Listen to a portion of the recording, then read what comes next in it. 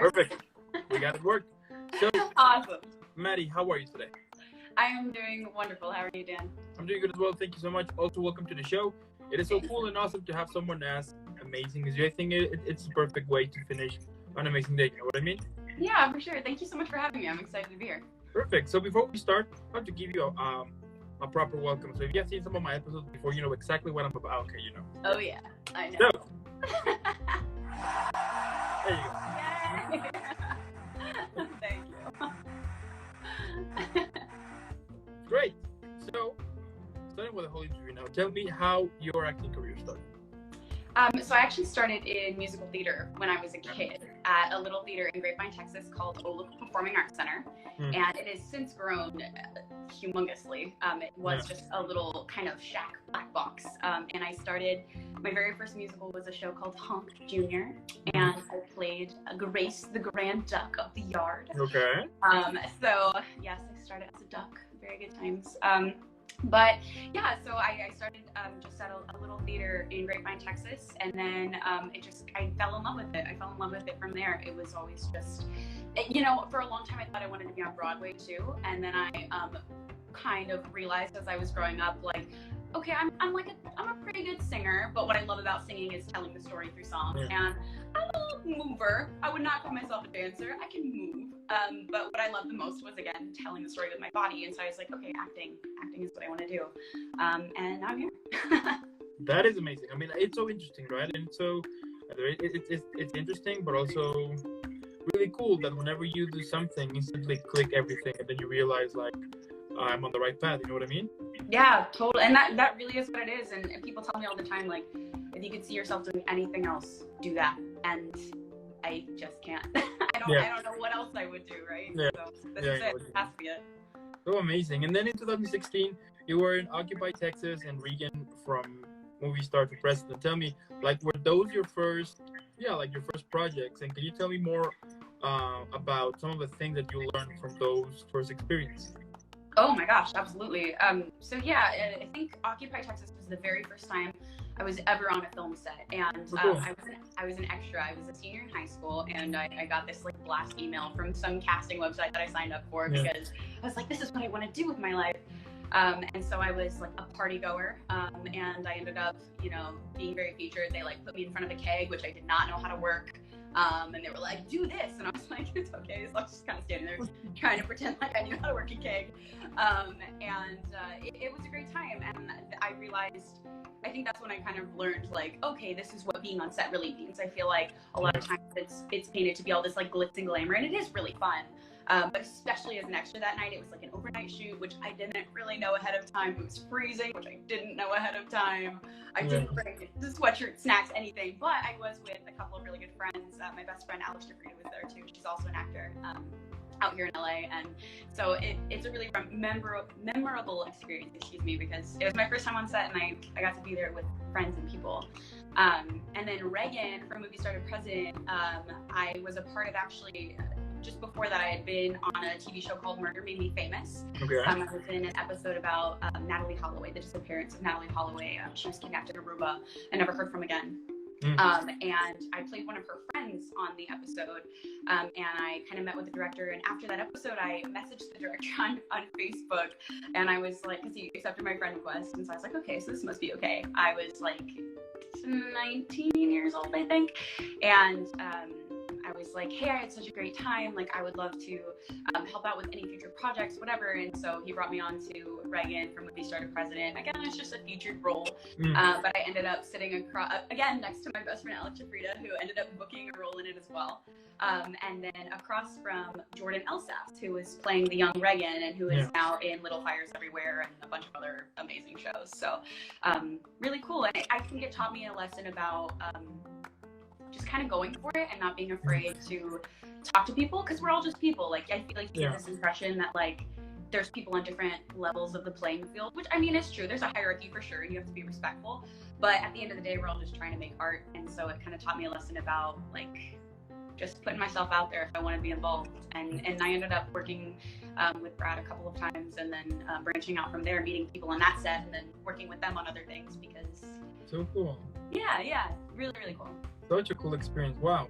And then in 2017, you were in Forsaken and Revenge in Kind. Tell me also about those projects, but also about your characters. Yeah, totally. So in Forsaken, again, I was more of a featured role, and I actually was working for a casting office at the time, so I was the talent wrangler on that show. And so that's how I ended up in it, because I was signing in all the background talent stuff, and they were like, do you want to be in this too? And I was like, yeah, why not? So I met a lot of people in that show as well. And then Revenge in Kind, was a production that happened in Dallas, Texas. And I got a notice that they needed readers for their audition. And so I signed up to be a reader, and I went and hung out with the director and the producers and the writer all day, and auditioned for a role as well. And then I ended up being cast as barmaid. I was just not right for the role that I auditioned for. I'm very glad they let me read for it. But yeah, and that was not the first time that I had lines in something. But I think that was like the first. It was like the second feature that I worked on. But yeah, I played a barmaid in a bar who was getting hit on inappropriately by one of the patrons, and I politely told them to screw up. So, wow. Yes. And like, I wonder, like, how you usually prepare a character? I mean, do you have like a specific technique, or like something you always do? Like, yeah, tell me, like, what's your process? Yeah, absolutely. So my process is I read the script. If they give me the full script, cool. Sometimes you don't always get the entire script, but I read the script at least 2 or 3 times. And I go through and I find everything that I say and everything that other people say about me, any clues I can find like in the action. Everything is in a script for a reason. There's nothing accidental about it, you know what I mean? And then after I do that and I kind of get all the information that I can possibly get, I go through and I read what I'm saying and then what I think that I'm thinking. So what my character I feel is thinking. So I'm always reading in between the lines, finding the subtext, because I mean, people say what they mean, but even as I'm talking to you right now, there's like 8,000 other things that are happening in the back of my brain. You know what I mean? Yeah. So it's like our brains are so complex. We're always in different places, and I could be subconsciously reacting to something you said 5 minutes ago while I'm speaking. You know what I mean? And so I feel like there are so many layers in addition to what's just on the page. And so part of my process is figuring out, okay, here's what I'm saying, but what am I thinking about? And what do I actually mean? Wow.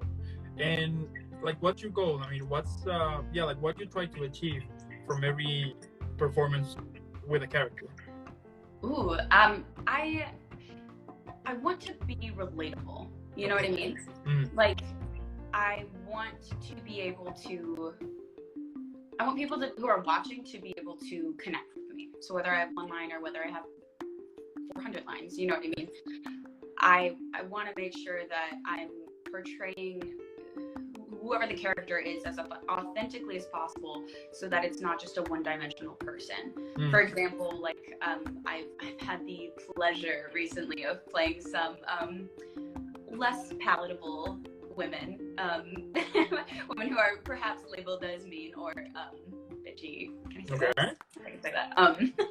But there's so much more to it. You know what I mean? Like there's so many layers to people.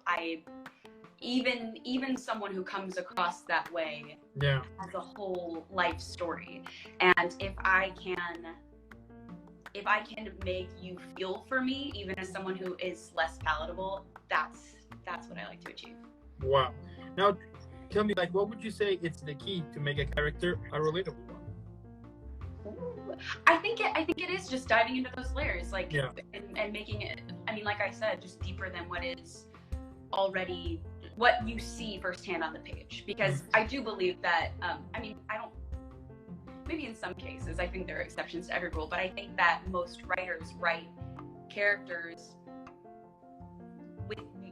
they don't mean to make them one-dimensional. You know, it's like, I don't feel like it's ever the goal for a writer to be like, okay, this person actually is just hateable, and that's it. Yeah. I think in comedy, for sure, there's some exceptions to that. But I really do think just reading in between the lines and finding the deeper layers of each person, no matter who they are, is probably the key to that. Yeah, it is true. I think the only show who was kind of mean with the character was Game of Thrones. Was what? Game of Thrones. Oh yeah. Yeah, I gotcha. But yeah, it is so. I mean, I do appreciate whenever either on a movie, TV show, whatever, whenever like the character. I mean, whenever like you feel like this connection, you know what I mean? Like you actually care for that character. You know, you actually want to make sure that this character survives or stay alive or whatever happened to the character. I mean, you also feel part of it, and I think that is also kind of the beauty of the whole movie and TV show thing. Whenever the audience feels that they are on that same universe as the movie itself. You know what I mean? I think it's brilliant and it's so immersive when it happens. So. Yes, like when the people watching can see themselves in the people on screen. Totally. I think it's magic. It's absolutely magic, because I know that like when I'm watching a movie or a TV show, even if it's someone who is not the most favorable character, like if I can see a piece of myself in them, or I can relate to them, or maybe I'm sitting there even justifying their actions and choices because I'm like, well, if that happened to me, I would do that. I think it's beautiful, the fact that I can fight for someone who isn't necessarily the good guy. Yeah, absolutely. It is so interesting what happens, right? Whenever you feel relatable with the villain and you're like, am I a good person or like a bad one? Like, what is going on here? You know what I mean? Yeah, totally. Well, because I mean, also the other side of that is that, I mean, you're never the villain in your own story. Like, even if I've done a bad thing, I don't walk around thinking like I'm a villain, Yeah. Every choice you make in your own life, you make for a reason and you feel completely justified in doing. It's the same thing for these characters that you read and you're like, oh, she's the mean girl. Like, she's not necessarily the mean girl to herself, Yeah, totally, yeah. And it's so interesting what happens. For example, like whenever we get a villain, but there's like a background on it, in which you feel like relatable, you feel like, okay, I can understand that. Whenever sometimes we will have like a villain, and that's it. There is kind of like no background or no kind of backstory there that you can kind of feel immersed. I mean, it's just a bad guy. That's it. And whatever happened to that character, you just don't care. You know what I mean? So it's really cool whenever we get like a reason why, and especially I think on villains maybe. Whenever they get like this background story in which they went bad, but at the same time in their mind they are right. So it's interesting. Yeah, absolutely. And I feel too, whenever the bad guy isn't given the backstory for you to be able to kind of cling on to and understand, it's done for a reason, because they don't want you to. Yeah. For example, with this, like one of the I think an amazing movie was The Joker, for example. With this one with Joaquin Phoenix. I mean, he was amazing, and I was talking with some friends of mine that he actually made the Joker relatable. Yeah. In some parts, in some pieces, like, okay, I can understand that. So yeah, for sure. And then you have this whole layer of like mental illness and behavioral health issues where you're like, oh, there's a reason that he behaves the way he does, and it's so interesting. Not his fault. Yeah. And like, what would you say is the key for storytelling? I feel like I always come back to the relatability. I feel like, just to go in a slightly different direction, just authentically layering myself into a character is something that I feel is helpful. And I think that when I'm watching things too with like well-known actors and things too, like you start to feel like you're seeing them play the same roles again and again, right? I still think that each character has their own different layers, but I feel like it comes off that way because there is so much of that person authentically woven into the character that they're portraying. And I think that is what makes it more relatable and allows you to really kind of like dive into it. And I don't think that's true for every case. Like there are some actors, like for example, like Joaquin Phoenix is, I mean, I don't know Joaquin Phoenix, but I assume he's probably pretty different than the Joker. And Johnny Depp is one of those like kind of really moldable humans who can create anything. Yeah. But I feel like for myself specifically, just layering a character on top of who I am so that there's still a shred of like who I really am embedded in it. And I think in auditioning too, like that's part of the key for me. It's like I find that I book roles more often when I've allowed myself to remain a part of the character. Yeah. You know, if I'm trying to stray from myself so much that I'm like, let me just put on this completely other person, it's not always as authentic. And I think a lot of people have that gift where they can do that, but I find that for me to feel most grounded in a performance, it's when I still feel like I'm a part of it too. Totally. And what are some of the things that usually inspire you for acting? Ooh, I love watching movies. Just watching anything and everything, even if it's not always really my genre, like the genre that I love.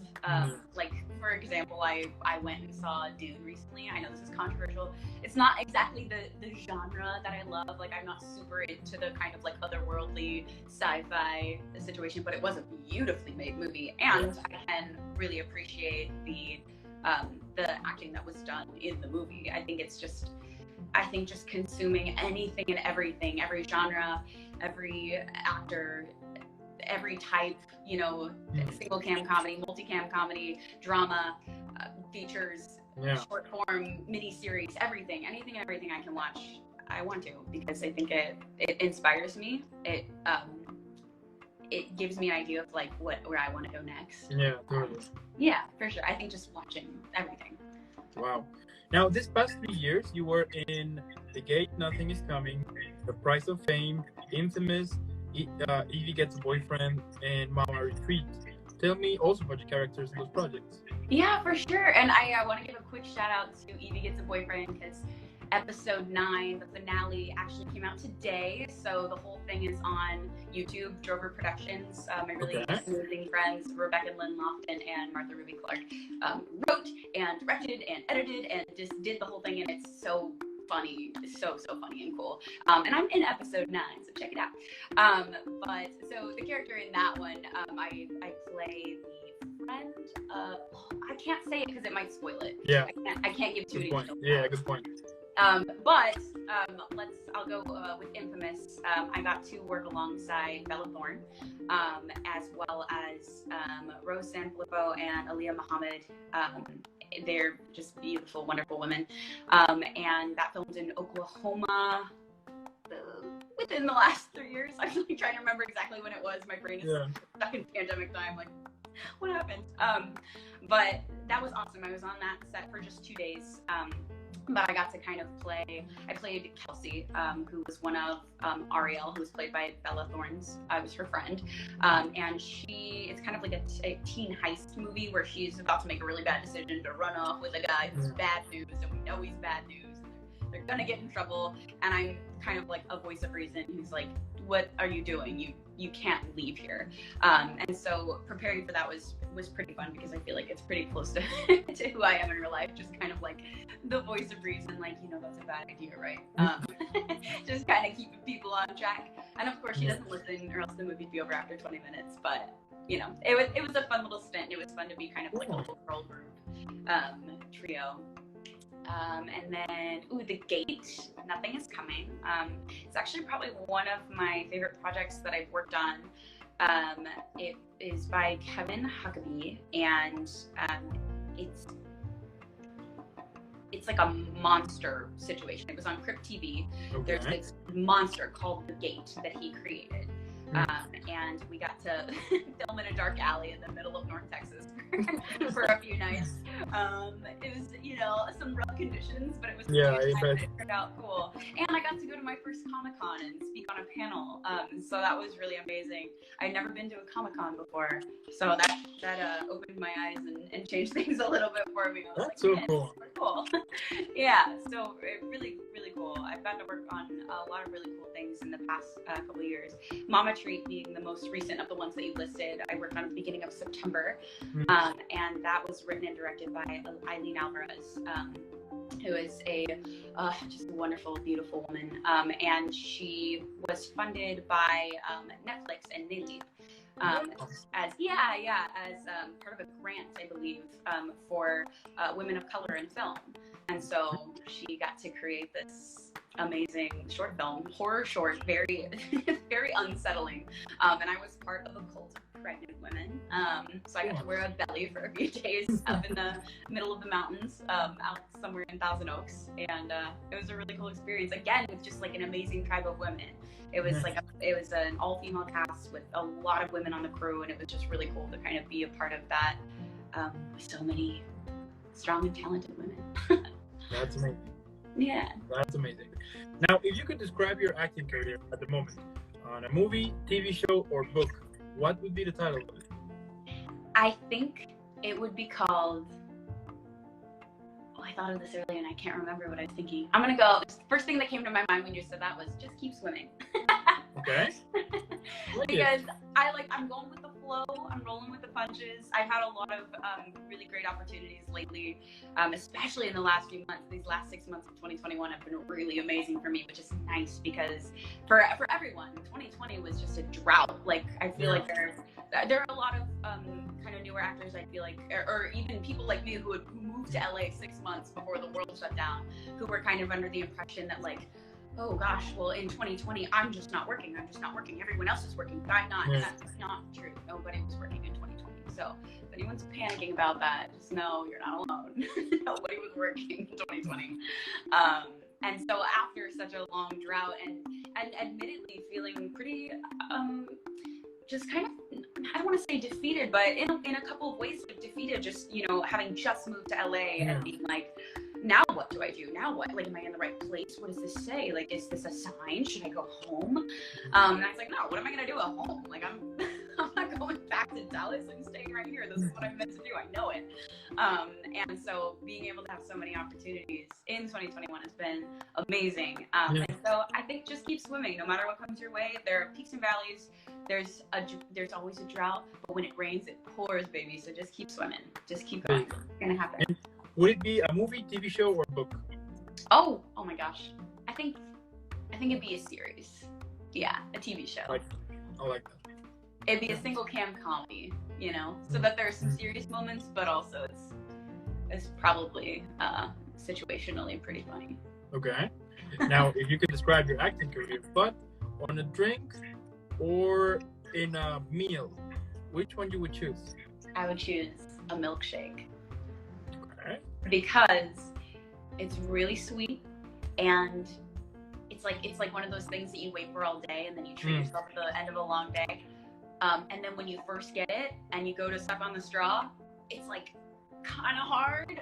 Like you don't get it right away, but it's so worth it when you do. Yeah. And when you finish it, you want another one. Yes. Insatiable. Totally. Wow. Now, like I wonder, like what drives you every day? Like what motivates you to continue? Because I mean, we all have those days, right? In which we ask ourselves if we should continue doing this or not, if we are like on the right path, and then we start to compare with others, and then we see others to having like a more successful one than yours, and you're like, what is wrong here? And then you see the work, and you're like, are you kidding me? Mine is better. So like, I wonder, like, what pushes you to be like screw it, I don't care. I'm just gonna focus on my thing and continue. Totally. I will say I'm guilty of all of that. I think it's so hard for actors not to get caught up in the comparison game, especially with social media, because it's all a highlight reel. And like even the stuff that I'm posting on my social media every day is like, it's probably a picture I took 2 weeks ago and I'm probably lying in bed scrolling, you know what I mean? Yeah. So I think knowing that about myself, it's easier for me to kind of put that down whenever I see, you know, a lot of other stuff from other people, but also just learning how to celebrate successes. We're all completely different. And like, you know, if me and another girl who looks exactly like me go out for the same role, we're still going to bring completely different things to it. But what keeps me going, I think, is just a feeling, man. I don't know how to describe it. It's like what I was talking about earlier when they say, you know, if you can see yourself doing anything else, go do that.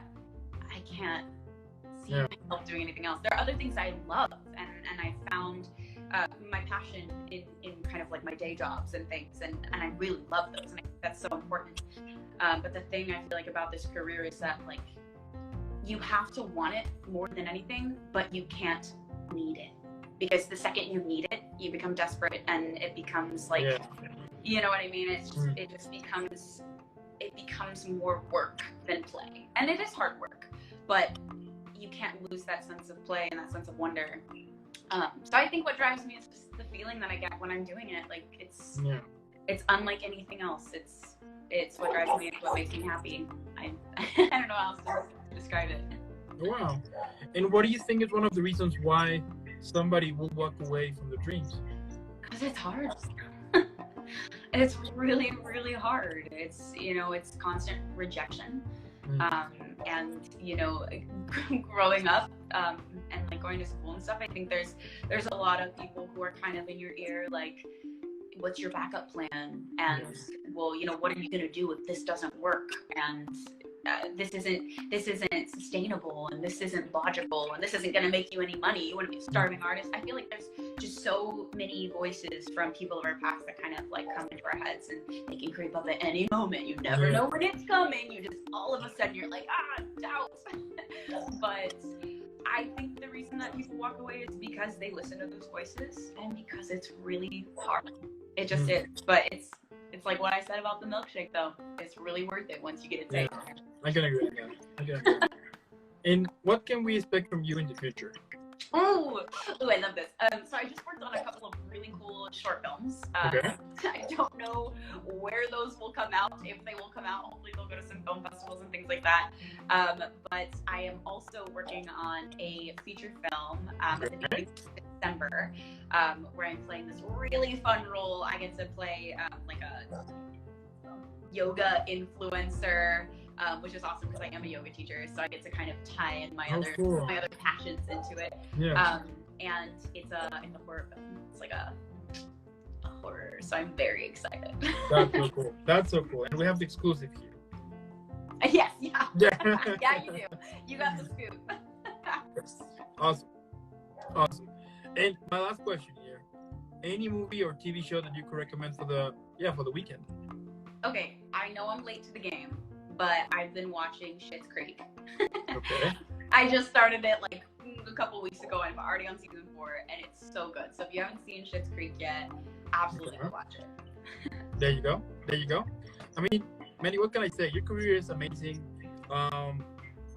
It is really cool. I mean, you have accomplished so many cool things here, and the fact that more things are coming. I mean, that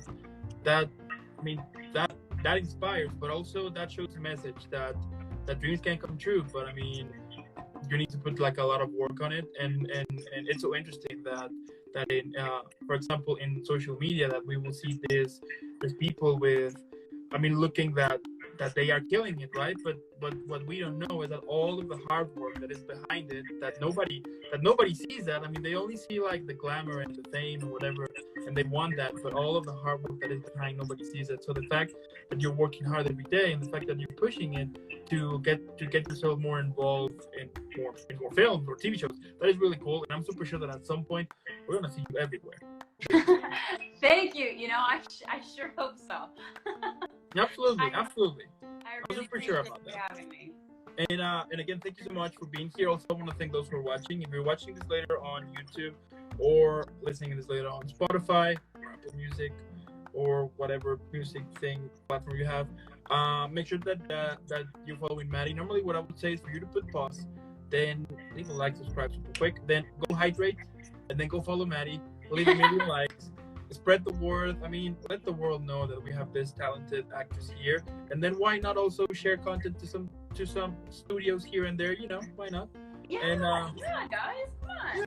Yeah, why not? And again, Madi, thank you so much for being here. As I said, it is really cool to have you here, and as I said before, I think it's a perfect way to finish an epic day with an epic guest. So before I send you off, you know the drill.